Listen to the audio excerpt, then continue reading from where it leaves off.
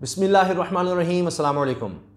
Dollar तारीख की बुलंद तरीन सतह पर पहुंच गया है और मात दे रहा है मुसलसल रुपए को। ये इसके बावजूद कि ये भी कहा गया कि हाल ही में जब डॉलर बहुत तेज़ी से ऊपर जा रहा था तो चंद दिन दोबारा पीछे आया, क्योंकि कहा गया कि स्टेट बैंक बीच में आया और उसने कुछ डॉलर मार्केट में भेजे हैं, निकाले हैं। लेकिन इसके बावजूद ये सिर्फ चंद दिन के लिए था और फिर डॉलर ऊपर जाना शुरू हो गया। और अब इंटर बैंक में जिस तरह बताया गया क्लोजिंग हुई तकरीबन 170 रुपये, सिर्फ 5 पैसे कम, यानी 169.95 रुपये पर ये बंद हुआ है डॉलर रुपए के मुकाबले में। ये तारीख की बुलंद तरीन सतह है और अगर ओपन मार्केट में कहें तो 171 रुपये से भी ऊपर जा चुका है। 171 रुपये से भी ऊपर जा चुका है डॉलर।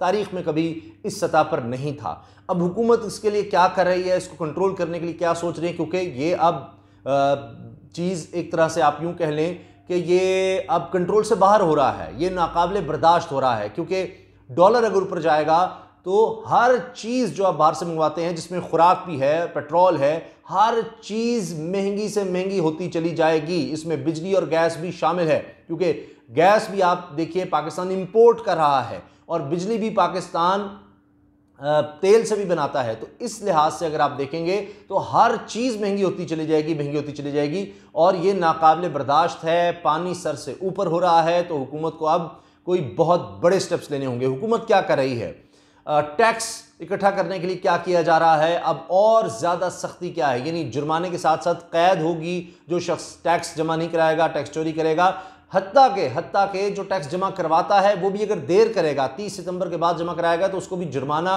रोज़ाना 1000 रुपया, 10,000 रुपये इसके अलावा जुर्माना, और नए सिरे से उसको फिर फाइलर बनना पड़ेगा। वो एक बड़ा मुश्किल प्रोसीजर है, वो उसको अडॉप्ट करना पड़ेगा। तो बड़ी सख्ती हुकूमत कर रही है, क्योंकि तकरीबन 4,900 अरब रुपये का टारगेट था पिछले साल, लेकिन फिर इसको कम करके 4,600 अरब किया गया, तो वो बड़ी मुश्किल से अचीव हुआ। अच्छा, अब भी देखिए कि हुकूमत ये चाहती है कि अब अगले साल, ये जो साल चल रहा है, इसमें पहले से कहीं ज़्यादा टैक्स इकट्ठा किया जाए। उसके लिए हुकूमत ने बड़ी सख्ती करना शुरू कर दी है। अच्छा, उस पर जिस तरह मैंने अर्ज़ किया कि अब जुर्माने, उसके लिए ऑर्डिनेंस लाया गया, जुर्माने के साथ कैद की सज़ा भी है। तो ये सब किया जा रहा है। लेकिन IMF ने एक और बम गिरा दिया है हुकूमत पर, पाकिस्तान पर एक बम गिरा दिया है। IMF से पाकिस्तान चाह रहा है कि मामला तय हो जाए, अक्टूबर में उनके साथ मुज़ाकरात हैं, लेकिन उससे पहले ही IMF ने बड़ी सख्त शराइत रख दी हैं। इस पर भी मैं आऊँगा, लेकिन मैं पहले आपको बता दूँ डॉलर के हवाले से। जिस तरह मैंने अर्ज़ किया कि डॉलर तारीख की बुलंद तरीन सतह पर पहुँच गया है। अब ये अपने साथ साथ पेट्रोल को भी ऊपर उड़ाएगा। वो इस तरह से कि इंटरनेशनल मार्केट में अगर आप देखें तो पेट्रोल भी महंगा होता नज़र आ रहा है। अब जब इंटरनेशनल मार्केट में महंगा होगा तो हुकूमत को भी महंगा करना ही पड़ेगा। अच्छा, दूसरा हल क्या है कि हुकूमत सब्सिडी दे, यानी बाहर से पेट्रोल महंगा ख़रीदे और आवाम को सस्ता दे। ये हुकूमत अब मज़ीद नहीं कर सकती, क्योंकि पहले ही IMF की शराइत हैं कि हुकूमत कितनी चीज़ें आप महंगी ख़रीद कर सस्ती देंगे। मिसाल के तौर पर आटे की मिसाल दी जाती है, बिजली की मिसाल दी जाती है, तो हर चीज़ में ऐसा नहीं हो सकता। अब बात यह है कि हुकूमत ये ज़रूर कर सकती है कि इम्पैक्ट कम करने के लिए जो टैक्स लिया जा रहा है पेट्रोल पर वो कम करे, मगर वहाँ पर हुकूमत पहले ही बड़ी मुश्किलात का शिकार है।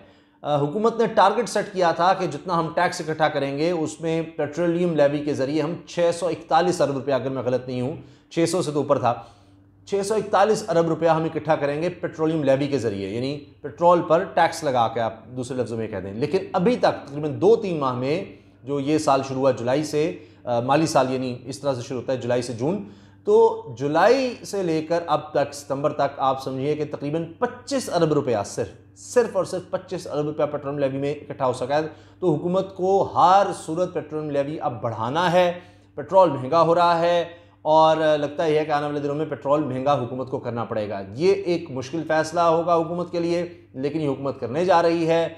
ये एक बहुत मुश्किल होगी और शायद यूँ कह लें कि पहले ही लोगों के जहनों को तैयार किया जा रहा है। अगर आप देखें ट्विटर पर, दीगर जगहों पर, तो मवाजना किया जा रहा है कि बरतानिया में पेट्रोल खैर मिल ही नहीं रहा, बड़ी मुश्किलात हैं। अमेरिका से भी मैं देख रहा था मवाजना किया जा रहा है कि अमेरिका में अगर देखें आप तो पाकिस्तान से कहीं पेट्रोल महंगा मिल रहा है। अभी भी अगर जायज़ा लिया जाए तो शायद कोई 146-150 रुपये के करीब पाकिस्तानी रुपये बनते हैं जितने में अमेरिका में पेट्रोल मिल रहा है। इसी तरह ख़ित्ते के ममालिक का मवाजना किया जाता है भारत में, बांग्लादेश में, दीगर ममालिक में कहा जाता है जी पेट्रोल बहुत ज़्यादा महंगा है पाकिस्तान की निस्बत। लेकिन ये इसी वजह से है कि जी ज़हनों को तैयार किया जाए। अब मैं आपको बता दूं डॉलर क्यों महंगा हो रहा है। सबसे बड़ी वजह यह कि हुकूमत ने कहा कि गाड़ियाँ हम सस्ती कर देते हैं, गाड़ियाँ सस्ती कर देते हैं, तो उसमें इतना ज़्यादा इसमें फिर पैसा आने लग गया कि बाहर से ज़्यादा इंपोर्ट पार्ट्स की और दीगर गाड़ियों की, इंपोर्टेड गाड़ियों की बढ़ गई। उसको हुकूमत ने कंट्रोल करने की कोशिश की है, लेकिन अभी भी ये चीज़ें नाकाफ़ी हो रही हैं। लगता यह है कि जो लग्जरी आइटम्स हैं जो बहुत महंगी होती हैं, सिर्फ अमीर तरीन लोग ही उसको ख़रीद सकते हैं, वो तो तकरीबन आप समझें कि उन पर इतना ज़्यादा टैक्स लगा दिया जाएगा, उनको डिस्करेज कर दिया जाएगा जैसे वो बंदी हो जाएं। लेकिन आप सोचिए कि इसके अलावा क्या हो रहा है। इसके अलावा ये हो रहा है कि अफ़गानिस्तान में लोगों के पास खाने पीने के लिए भी पैसे नहीं हैं। और अब अब्दुल रज़्ज़ाक़ दाऊद साहब ने खुद ये कहा मिशरी तिजारत ने कि हम पाकिस्तानी रुपए और डॉलर में डील कर रहे हैं अफ़गानिस्तान के साथ। तो फिर वहाँ पर लोग डॉलर ज़्यादा से ज़्यादा पाकिस्तान से ले रहे हैं, इसलिए कि उनको खुराक चाहिए और पाकिस्तान से खुराक जा रही है। सारी अफगानिस्तान में जो खुराक जा रही है ज़्यादातर पाकिस्तान से जा रही है। तो वो जब खुराक ख़रीदते हैं, कुछ भी चीज़ ख़रीदते हैं पाकिस्तान से, इसमें आटा देख लें, चीनी, दालें, घी वगैरह वगैरह, तो आप देखिए कि उनकी कीमतें भी ऊपर जा रही हैं, क्योंकि यहाँ पर उनकी किल्लत उस तरह से हो रही है। एस्टिमेट तो इतना नहीं था, वहाँ भी 3.5-4 करोड़ आबादी है, और फिर वो डॉलर्स में ख़रीदते हैं। तो वो जितने पाकिस्तान की मार्केट्स हो सकते हैं वो डॉलर ले रहे हैं, उनकी अपनी करेंसी का तो कोई हाल ही नहीं है। तो ये एक वजह है। और इस हवाले से भी कहा जा रहा है कि IMF के साथ अगर मुज़ाकरात आगे बढ़ते हैं, जो कि हुकूमत की मजबूरी नज़र आ रही है, क्योंकि अगर IMF के साथ मुज़ाकरात आगे न बढ़े, $1 अरब की किस्त IMF ने देनी है, तो फिर और धचका मार्केट को लगेगा। अगरचे जो मनी एक्सचेंज डीलर्स के सरबराह हैं उनका यह कहना है कि जी IMF से अगर मुज़ाकरात ना हुए तो फिर ज़्यादा फ़र्क नहीं पड़ेगा, क्योंकि तब तो IMF की शराइत माननी होंगी। बात यह है कि अगर आप IMF के साथ आगे नहीं बढ़ते तो इंटरनेशनली जितनी भी आपके ऑब्लिगेशंस हैं, जितने भी आपके की साख है, वो बहुत ज़्यादा मुतासिर होगी कि IMF के प्रोग्राम्स निकल आएँ। तो IMF को कर्जा वापस नहीं कर सकते तो हमें कहाँ से करेंगे, तो ये एक बहुत बड़ा धचका होगा। तो हुकूमत हर सूरत में IMF के साथ चलना चाहती है, और नए वज़ीर ख़जाना भी ये बात बार बार कह चुके हैं कि हम कोशिश करेंगे अपनी शराइत पर उनको मना लें। तो अपनी शराइत क्या होंगी कि जी हम चीज़ों को अपनी तरह से डील करेंगे, हम आपको पैसे इकट्ठे करके देंगे और कर्जे भी वापस करने के लिए हम अपने टैक्स जितना इकट्ठा करना है वो करेंगे, लेकिन वो अभी तक नहीं हो पाया। मिसाल के तौर पर आपको मैंने बताया कि अभी टैक्स के लिए सख्त इक़दाम किए गए हैं, पेट्रोल में लेवी उस तरह से नहीं इकट्ठी हो पा रही कि हुकूमत ने कम कर दी। हुकूमत के लिए सबसे आसान होता है कि पेट्रोल से पैसा इकट्ठा कर लें। अब IMF ने क्या कहा है? IMF ने कहा है कि जी आप 5 चीज़ों समेत गैस और बिजली पर भी सब्सिडी ख़त्म कर दें।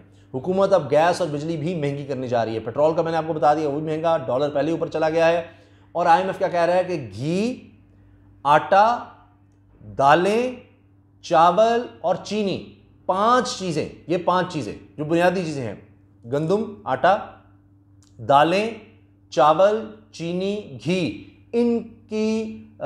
इनके ऊपर से सब्सिडी खत्म कर दे। अभी हाल ही में आपने देखा कि घी को कुछ कंट्रोल किया गया, हुकूमत ने इंटरवीन किया। IMF कहता है कि नहीं, बीच में मत आओ। हाँ, एक छोटी सी इजाजत है कि सिर्फ एहसास प्रोग्राम के अंदर जो लोग आ रहे हैं उनको बरह रास्त आप कैश में या जिस तरह भी आपने सब्सिडी देनी है वो आप दे दें, लेकिन बाकी हर तरह से ख़त्म कर दें। ये जो हुकूमत क्या करती है कि जाहिर है कि किसानों को सहूलत देने के लिए वहाँ से गंदम महंगी ख़रीदती है, फिर आगे फ्लोर मिल्स को सस्ती सप्लाई करती है ताकि मार्केट में सस्ता आटा हो उसकी निस्बत।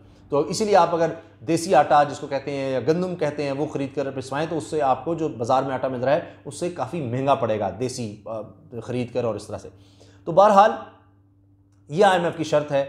और दूसरी तरफ ये हो रहा है कि गैस और बिजली ये भी महंगी करनी पड़ेगी हुकूमत को, तो तभी IMF मानेगा, इसके अलावा कोई हल नहीं है। तो जनाब ये महंगाई की एक नई लहर है, और हुकूमत अगर आवाम को इससे बचाना चाहती है तो हुकूमत को डॉलर को नीचे लाना है और बड़ी तेज़ी से लाना है। और उसका एक ही पायदार हल है कि आप अपनी एक्सपोर्ट्स बढ़ाएं, अपनी आमदनी बढ़ाएं। ओवरसीज़ पाकिस्तानी से जो डॉलर्स आ रहे हैं वो तो आपको इकॉनमी को चला रहे हैं, मगर महंगाई को कंट्रोल करना है तो आपको एक्सपोर्ट्स अपनी बरामदात, अपनी कमाई बहुत ज़्यादा बढ़ानी होगी।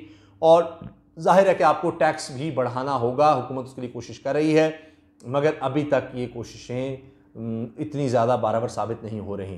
तो ये बड़ी ज़्यादा मुश्किलात हैं, और आने वाले दिनों के हवाले से मैंने आपको बता दिया है।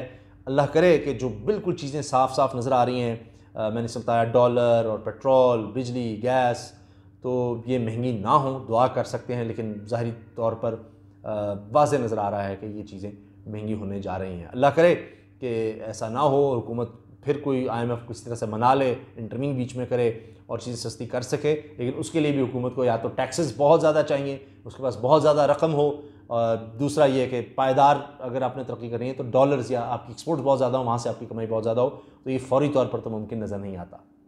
अल्लाह हाफ़िज़।